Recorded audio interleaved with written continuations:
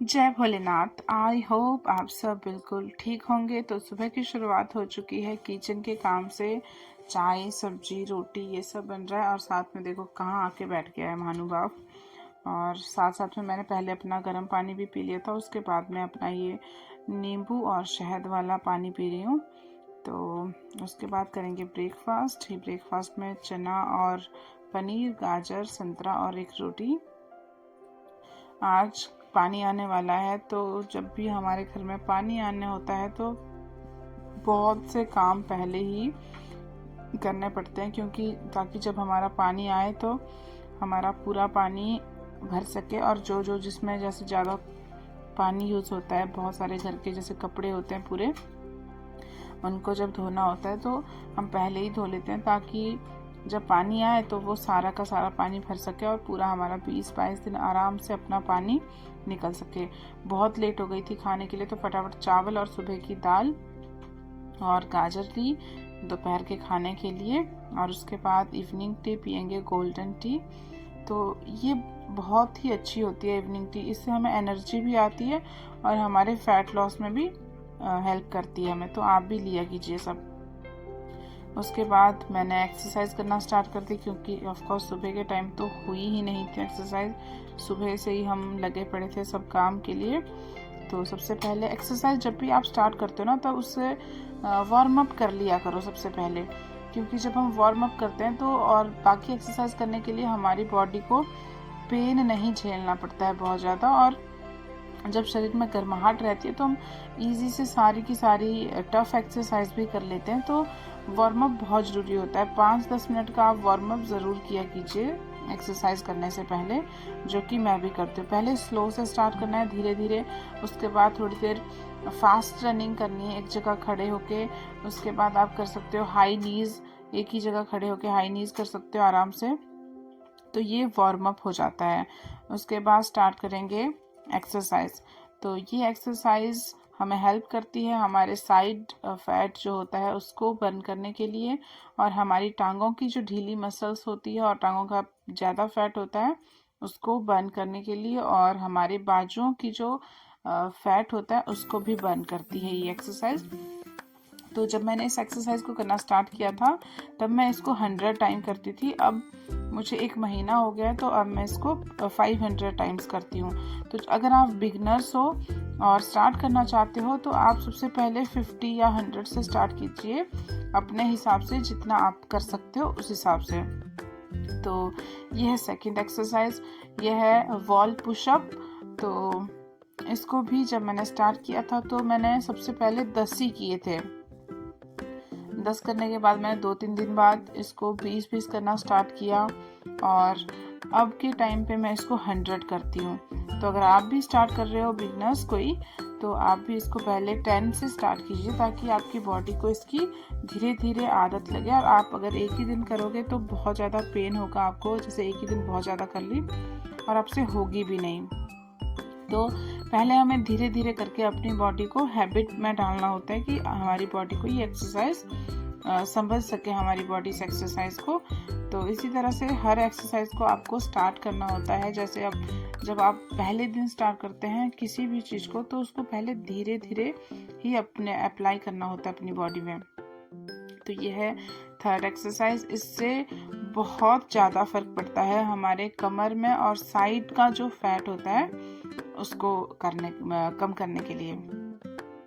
जिस दिन मैंने ये पहली बार किया था मैंने इसको सिर्फ 2 बार ही किया था, मतलब 1 और 2 ऐसे करके। अब मैं 10 कर लेती हूँ, क्योंकि मुझे भी कुछ ही दिन हुए हैं और मुझे बहुत अच्छा फ़र्क इस एक्सरसाइज से दिख रहा है। तो अगर आप भी इसको स्टार्ट करना चाहते हैं तो पहले पहले 1 या 2 ही करिए, क्योंकि एक ही दिन में बहुत ज़्यादा कर लेते हैं ना तो बहुत पेन होता है बॉडी में। और ये वाली एक्सरसाइज जब मैंने पहली बार करी थी तो मैंने 100 इसको करा था, और वो भी बहुत ज़बरदस्ती करा था। और अगले ही दिन मेरे पूरे मतलब बॉडी में, टांगों में पेन होना स्टार्ट हो गया था। फिर मैंने इसको धीरे धीरे कम किया, पहले 50 किया, फिर 80 किया, फिर ऐसे करके 100।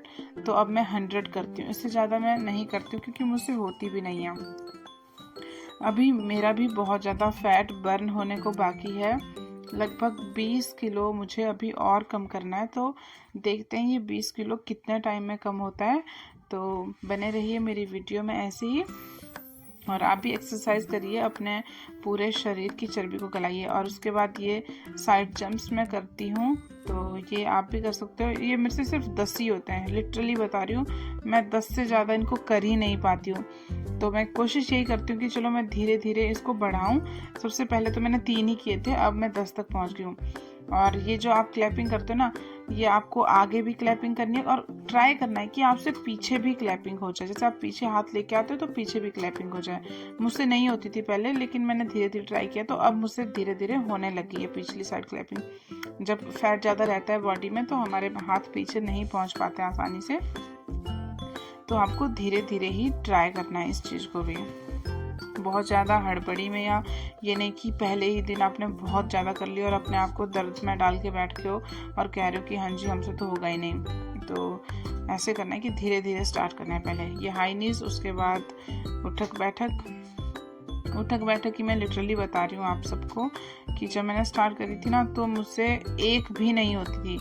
मैंने शायद 2 से स्टार्ट करा था कि पहले दिन ज़बरदस्ती 2 करी, तो अब मैं 20 या 50 ऐसे कर लेती हूँ आराम से। और ये वाली एक्सरसाइज के लिए आपको अपने टांगों को उतना खोलना है जितना आपसे हो सकता है। बहुत ज़्यादा स्ट्रेस भी नहीं देना अपनी टांग को। ऐसे लगना चाहिए कि आपकी साइड में थोड़ा थोड़ा हल्का हल्का स्ट्रेच आ रहा है बॉडी में, तो टांगों में। तो इससे क्या होगा, हमारी टांगों की जो स्ट्रेचिंग होगी वो भी स्ट्रेचिंग स्ट्रेंथ बढ़ेगी, और हमारी टांगों का फैट भी कम होगा। और बटरफ्लाई आसना मैं करती हूँ 500 टाइम्स।